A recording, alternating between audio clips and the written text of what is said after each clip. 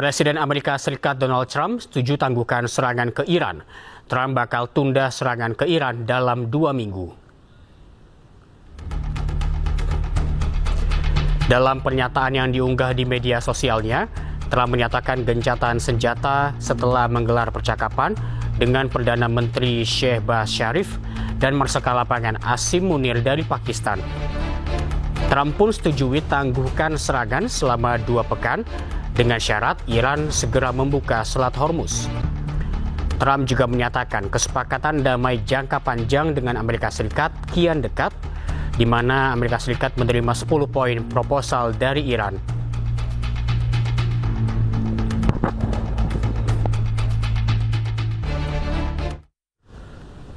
Perdana Menteri Iran, Shehbaz Sharif, juga menyatakan Iran bersama Lebanon telah mencapai gencatan senjata dengan Amerika Serikat.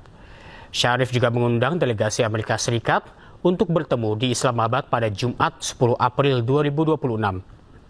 Pertemuan ini diharapkan bisa menghasilkan kesepakatan lebih jauh untuk mengakhiri sengketa kedua pihak.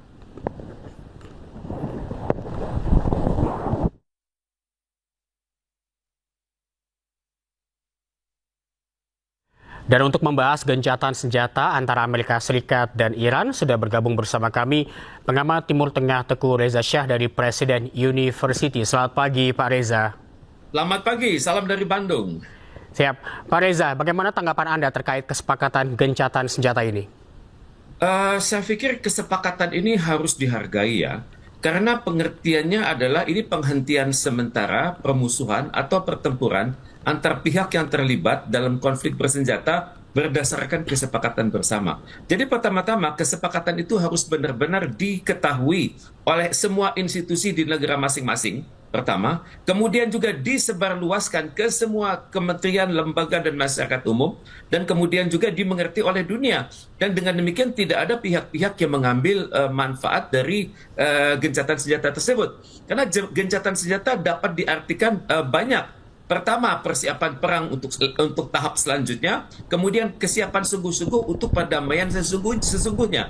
Dan untuk itu saya sangat berharap gencatan senjata ini benar-benar dimonitor. Karena kalau tidak, masing-masing pihak akan bergerak sendiri-sendiri. Dalam kondisi seperti ini, teori mengatakan mirror image. Jadi apa yang masing-masing aktor lihat itu seringkali bukan hanya merupakan apa yang dia lihat sendiri, tapi juga merupakan kombinasi dengan apa yang dilihat oleh orang lain, juga apa yang dilihat oleh lawan. Jadi untuk itu kita hendaknya mawas diri bahwa ada potensi pelanggaran ini terjadi. Karena dalam sejarahnya, kalau sudah melibatkan Israel, maka dalam suasana gencatan senjata pun bisa terjadi konflik. Dan konflik itu bisa disebarluaskan sehingga dunia percaya bahwa gencatan senjata itu dilanggar oleh pihak-pihak yang lain. Jadi untuk itu hendaknya ada pengawasan yang betul-betul dari Perserikatan Bangsa-Bangsa. Tadi kita sama-sama sudah melihat pandangan dari Sekjen PBB, dari juru bicara Sekjen PBB, dari organisasi-organisasi internasional seperti International Atomic Energy Agency,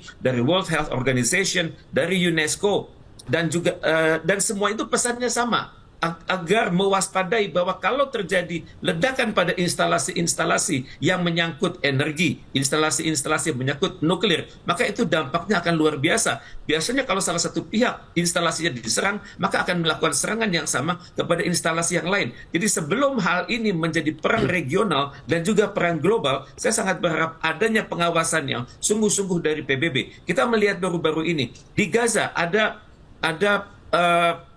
staf PBB dengan nama Albanese. Dia bertugas dengan sangat baik. Dan untuk itu seringkali Albanese ini dicerca oleh Israel karena terlalu objektif. Dan untuk itu, untuk ini kali antara Israel dan Amerika Serikat dan Israel dan Iran, itu hendaknya ditempatkan staf PBB yang senior, sehingga mereka bisa melihat bahwa siapa pelaku gencatan, siapa perusak gencatan senjata tersebut, dan siapa yang sungguh-sungguh serius mengupayakan gencatan senjata. Karena bagaimanapun juga gencatan senjata ini harus dihargai karena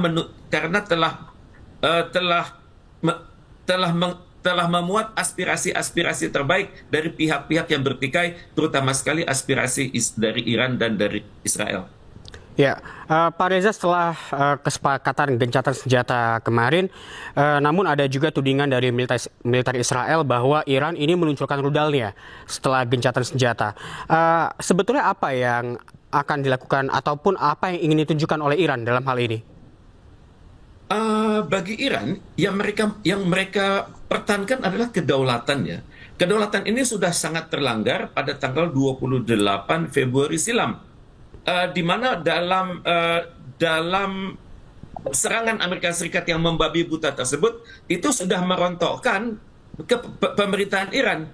Uh, dalam serangan yang 28 Februari tersebut, ancamannya adalah kepunahan Iran, dan Iran sebagai negara yang merdeka tidak mau dia dipunahkan. Dan juga dikatakan bahwa baru-baru ini oleh Amerika Serikat bahwa peradaban Persia itu bisa diruntuhkan, dan tentunya Persia tidak mau peradaban dia sudah berusaha 4.000 tahun itu diruntuhkan seenaknya saja. Dan untuk itu saya pikir kita juga harus menghargai apa aspirasi Iran, apa aspirasi Israel, dan apa aspirasi dari Amerika Serikat. Sepanjang aspirasi tersebut dapat dibenarkan secara hukum internasional, maka ini yang kita dukung. Kalau Iran menganggap dia mempertahankan diri sesuai pasal 51 dari Piagam PBB, dan di mana dia telah terlanggar. Sedangkan Amerika Serikat itu bergerak dengan melanggar hukum nasionalnya sendiri. Tidak ada konsultasi dengan Kongres, dan juga itu kesalahan pertama Amerika Serikat. Dan juga kesalahan Amerika Serikat selanjutnya adalah tidak menerima advis profesional dari kalangan di dalam negerinya sendiri. Maka dapat dimengerti kalau Presiden Amerika Serikat ini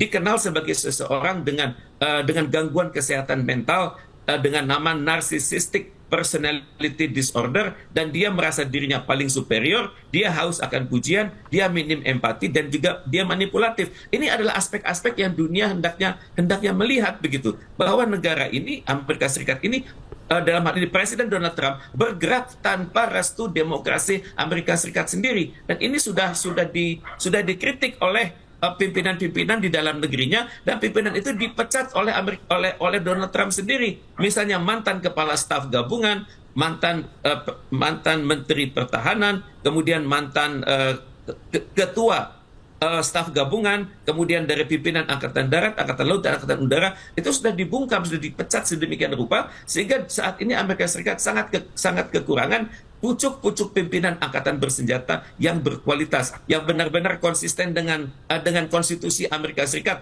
dan benar-benar konsisten dengan nilai-nilai luhur profesionalisme. Jadi inilah yang terjadi di Amerika Serikat, dan hendaknya PBB itu mengingatkan hal ini agar dunia ini benar-benar dipimpin oleh mereka yang benar-benar terpilih secara demokratis, dan kalaupun sudah menjadi kepala negara ataupun kepala pemerintahan, hendaknya menjunjung tinggi perdamaian sebagaimana sudah dinyatakan dalam Piagam PBB itu sendiri.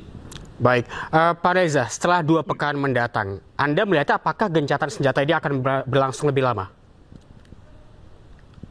Dapat berlangsung lebih lama dengan catatan ada resolusi baru di PBB. Karena kita melihat saat ini, itu resolusi itu tidak memuaskan negara-negara yang 5 besar. Amerika Serikat, Inggris, Prancis, Rusia, dan China. Mereka tidak bulat suaranya. Jadi ini yang menyebabkan resolusi tersebut tidak bertahan lama. Jadi tentunya kita sangat berharap resolusi itu benar-benar memerhatikan aspirasi dari pihak yang diserang. Pihak yang diserang itu adalah Iran. Karena Iran merasa kalau aspirasi saya tidak dihargai, maka ini akan berarti ancaman tidak langsung atas kedaulatan saya. Di mana Iran mengatakan antara lain bahwa perang ini hendaknya dihubungkan juga dengan aksi-aksi militer yang terjadi di Lebanon dan Gaza. Kemudian juga perang ini terwujud karena banyaknya basis militer Amerika Serikat di Timur Tengah. Kemudian perang ini juga terwujud karena ancaman yang terlalu besar atas keselamatan di Selat Hormuz. Karena Selat Hormuz itu selama ini biasa-biasa saja, damai-damai saja. Tapi menjadi tidak damai sejak tanggal 28 Februari, sejak Amerika Serikat dan Israel melakukan bom membabi buta terhadap Iran. Kemudian juga Iran tentunya menghendaki agar sanksi-sanksi Amerika Serikat itu ditutup, dihindarkan. Kemudian juga kalaupun Iran dipaksa untuk mengkaji ulang proyek nuklirnya yang untuk tujuan damai, Iran juga minta agar diselidiki juga instalasi serupa yang ada di negara lain, terutama di Israel, karena instalasi nuklir di Israel yang ada di Mona itu proses pendiriannya dan prakteknya sangat bertentangan dengan prinsip-prinsip dalam NPT atau Non-Nuclear Proliferation Treaty dan juga aturan-aturan di dalam International Atomic Energy Agency. Dan untuk itu Iran juga minta agar biaya kerusakan yang sudah terwujud dari tahun 1979 tersebut akibat embargo dari Amerika Serikat itu hendaknya diganti, karena bagi Iran ini merupakan satu pelanggaran kedaulatan. Itu menurut versi Iran. Kalau kita juga harus bertanya versi Amerika Serikat apa, karena Amerika Serikat ini perangnya tidak sah, bertentangan dengan hukum internasional dan juga bertentangan dengan hukum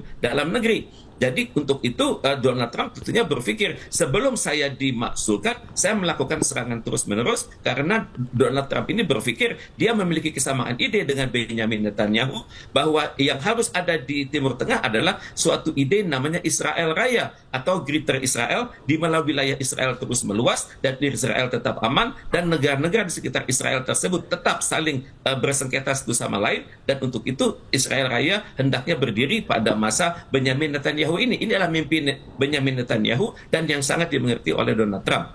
Demikian. Baik, Pak Reza, Iran juga mengajukan 10 poin syarat kepada Amerika Serikat. Apakah menurut Anda Amerika Serikat dapat menerima 10 poin ini? Nah, tentunya perlu komunikasi yang mendalam ya. Tentunya juga perlu wasit yang adil. Di mana 10 poin itu benar-benar diteliti secara mendalam.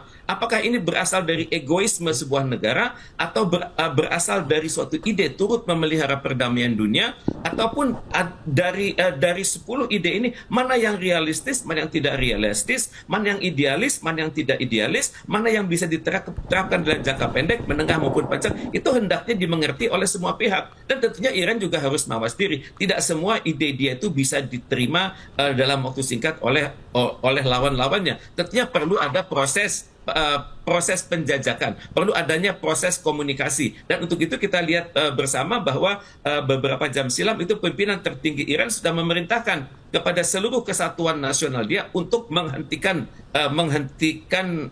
pacu senjata, menghentikan serangan balik. Dan untuk itu saya berharap ya Israel juga berbuat yang sama. Saya juga berharap Amerika Serikat juga berbuat yang sama. Karena gencatan senjata itu baru berarti kalau masing-masing pihak itu sadar, berhentikan dulu. Dan untuk itu tentunya ada juga wasit. Wasitnya adalah PBB. Dan untuk itu saya sangat berharap PBB juga berlaku adil. Wasit yang ditempatkan di Iran dan juga di Israel itu kualifikasinya sama. Dan mereka hanya fokus pada hukum internasional. Mereka tidak dengan mudahnya dibujuk untuk melenakan tanggung jawab mereka. Dan hitam adalah hitam, putih adalah putih. Diharapkan wasit-wasit dari PBB itu bisa berlaku adil. Baik, Pak Reza, kita tahan dulu perbincangan kita, Pak. Kita akan kembali membahasnya usai jeda. Tetaplah bersama kami.